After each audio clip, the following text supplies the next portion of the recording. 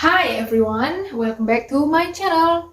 Halo semuanya, selamat datang kembali di channelku, Amelia Book Talks. Di channel ini aku akan banyak bahas tentang buku-buku yang aku baca, buku-buku yang aku sukai, dan juga segala hal terkait dunia literasi. Kalau kamu juga suka baca atau tertarik dengan dunia literasi, boleh banget untuk klik tombol subscribe, ikuti channelku agar nggak ketinggalan video-video selanjutnya. Kali ini aku akan membahas sebuah buku yang baru saja selesai aku baca. Buku ini cocok banget dibaca di bulan Maret. Karena bulan Maret kan identik dengan perempuan ya. Ada Hari Perempuan Sedunia atau Hari Perempuan Internasional. Jadi kalau kamu sedang mencari buku bertemakan perempuan, bisa ikuti terus ulasan dari aku dan siapa tahu tertarik buat baca buku yang satu ini.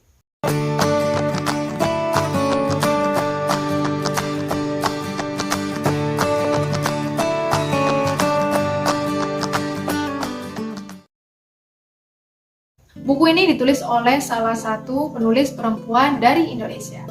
Dia sangat aktif untuk menyuarakan cerita-cerita dan pengalaman-pengalaman perempuan, mengangkat isu-isu perempuan, kesetaraan perempuan, dan juga pemberdayaan perempuan, baik di karya-karyanya yang bentuk tulisan, di sosial medianya, di tulisan-tulisan yang dipublish di website, ataupun juga di forum-forum yang dia hadiri. Ya, dia adalah Khalis Mardiasih. Apakah kalian sudah pernah dengar nama Khalis? Atau mungkin sudah baca salah satu bukunya? Nah, kali ini aku membaca buku keempat, kalau nggak salah keempat, dari Mbak Khalis. Buku ini judulnya adalah Sister Villa, You Will Never Be Alone. Sebelumnya, Khalis Mardiasih sudah menerbitkan 3 buku. Yang pertama adalah Berislam Seperti Kanak-Kanak, kemudian ada Muslimah yang Diperdebatkan, dan yang ketiga adalah Hijrah Jangan Jauh-Jauh, Nanti Nyasar. Nah, kalau dari judulnya, buku yang keempat ini agak terasa berbeda ya. Covernya juga agak-agak lebih berbeda. Lebih ngepop, lebih mainstream, dan kayaknya lebih cocok dengan selera anak-anak zaman sekarang. Apakah penulisannya juga mengikuti selera anak-anak zaman sekarang? Atau masih khas Mbak Khalis? Nah, coba kita cari tahu ya. Buku ini dibuka dengan sepenggal kisah pribadi dari sang penulis, Khalis Mardiasih, tentang bagaimana akhirnya dia memutuskan untuk menulis dan fokus mengangkat tema-tema soal perempuan di dalam karya-karyanya. Lalu pada bab selanjutnya, Khalis Mardiasih menjelaskan dan menjabarkan lebih lanjut tentang cerita-cerita, pengalaman-pengalaman, dan isu-isu yang terkait dengan perempuan. Mulai dari perempuan di kelas menengah, kelas atas, hingga kelas bawah. Dan juga dari segala macam usia. Dari remaja anak-anak, kemudian dewasa, dan juga bahkan ada lansia. Cerita yang dihadirkan Khalis Mardiasih di dalam buku ini amat sangat beragam dan terkait dengan berbagai macam aspek di dalam hidup perempuan. Perjuangan-perjuangan para perempuan yang dihadirkan di dalam buku ini gak cuma soal perjuangan untuk meraih kesuksesan secara karir ataupun pendidikan, tapi juga sesederhana untuk memperjuangkan keuangan atau ekonomi demi keluarga. Contohnya adalah ibu-ibu pekerja serabutan, di mana mereka harus mengerjakan apapun yang mereka bisa hanya untuk memenuhi kebutuhan sehari-hari, untuk memberikan sesuap nasi kepada anaknya atau memenuhi biaya pendidikan anaknya. Di sisi lain juga ada ibu-ibu tunggal yang sudah tidak mempunyai suami yang bisa diandalkan, entah mungkin karena bercerai, ditinggal meninggal, ataupun mengalami kekerasan dalam rumah tangga. Remaja dan anak-anak perempuan juga tidak luput dari permasalahan hidup. Di sini disebutkan kalau perempuan yang remaja bahkan ada yang tidak tahu tentang pubertas dan mens, sehingga saat pertama kali dapat tidak tahu harus melakukan apa. Di sisi lain ada juga remaja yang menjadi korban pelecehan oleh temannya sendiri kemudian dibunuh dengan sangat kejam. Di sisi lain ada remaja juga yang harus mengalami pernikahan dini karena dia berada di daerah pengungsian dan situasinya rumit lalu membuat mereka harus melakukan hal tersebut. Ada juga anak-anak perempuan dan ibu-ibu yang ada di daerah konflik di mana mereka sama sekali tidak damai hidupnya. Sangat amat kesulitan, tidak punya akses terhadap pendidikan, kesehatan, dan lain-lain. hidupnya sungguh-sungguh sangat menderita dan sesungguhnya di dalam lubuk hati mereka ingin semua itu segera berakhir dan negaranya jadi damai. Tapi perempuan yang berada pada kelas menengah ke atas juga tidak luput dari perjuangan untuk meraih kesetaraan. Salah satunya adalah Asama, teman dari penulis. Dia adalah seorang mu'alaf dari Thailand yang sedang berjuang untuk memahami posisi, peran, dan hak-hak serta kewajiban seorang perempuan di dalam Islam, serta berjuang untuk mengurangi kekerasan atau diskriminasi dan tindak sewenang-wenang dari laki-laki terhadap perempuan di negaranya. Lalu ada Delia Fadila, seorang berkebangsaan Arab yang menjadi pengajar perempuan satu-satunya di salah satu universitas di Israel. Di tengah dominasi laki-laki dan diskriminasi yang dia hadapi, dia tetap bertahan dan berjuang hingga akhirnya bisa mendapatkan gelar dekan pertama di universitas tersebut. Lalu dia juga berhasil untuk mendirikan sekolahnya sendiri dan merancang sendiri kurikulum khusus untuk sekolahnya. Di Indonesia juga ada seorang tokoh perempuan yang membangun sekolah khusus perempuan secara mandiri. Sampai-sampai dia dianugerahi gelar Syaikhah oleh Universitas Al-Azhar. Dia adalah Syaikhah Rahmah El-Yunusia. Jika ulama-ulama konservatif berkeyakinan bahwa perempuan hanya perlu belajar tentang akidah, fikih, dan juga ibadah, Syaikhah berkeyakinan lain.